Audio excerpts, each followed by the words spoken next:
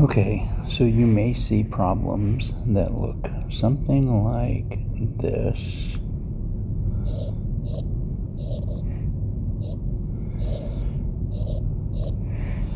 And you're told in the direction something like factor completely.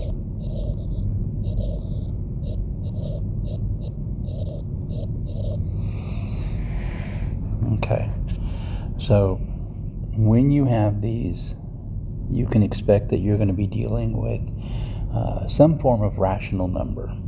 So you're either going to get something that has a fraction over something else, or just a whole number.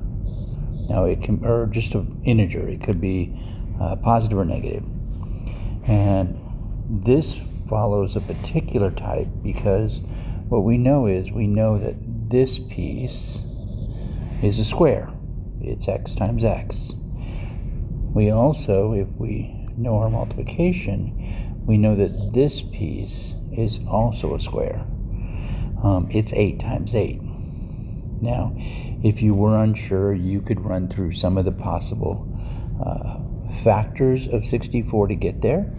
You might go, let's see if there's enough room to do this. You might go just on the side here. You might say, well, what makes up 64? And you may want to start with the smallest. That's usually a good idea. So we'll go 2. 2 goes into 6 3 times. 2 goes into 4 2 times. And then we can just keep this process going. 1 and 6. And then we can do it again. And then 2 goes into 16 8 times. And then 2 goes into 8 4 times. And then 2 goes into that 2 times.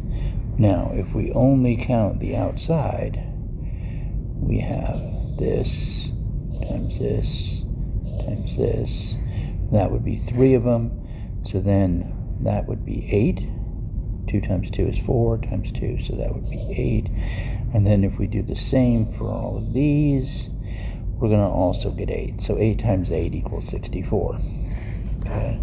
So if you were unsure, you could go through the factors and see that you have the same number of factors, and particularly the same factors here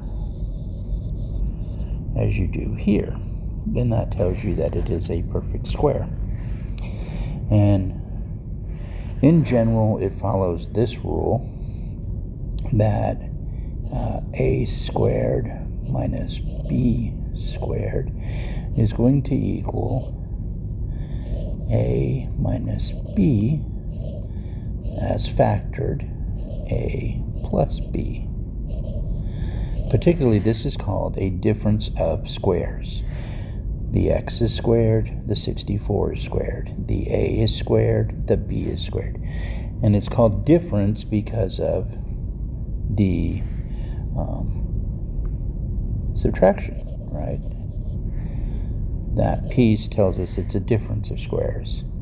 So that means that this factors to be x minus 8 and x plus 8.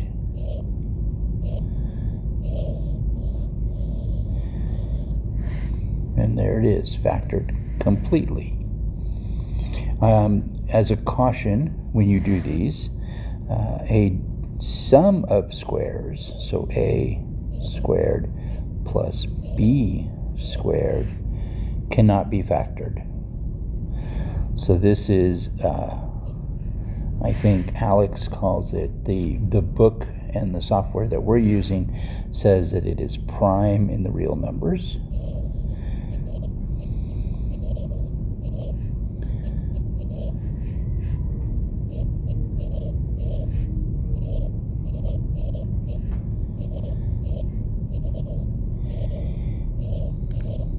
But in the real numbers, we cannot factor that.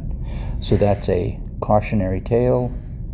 Let's make that a caution, right? Just in case you get some of these, they cannot be factored. A difference can absolutely be factored. All right, I hope that helps.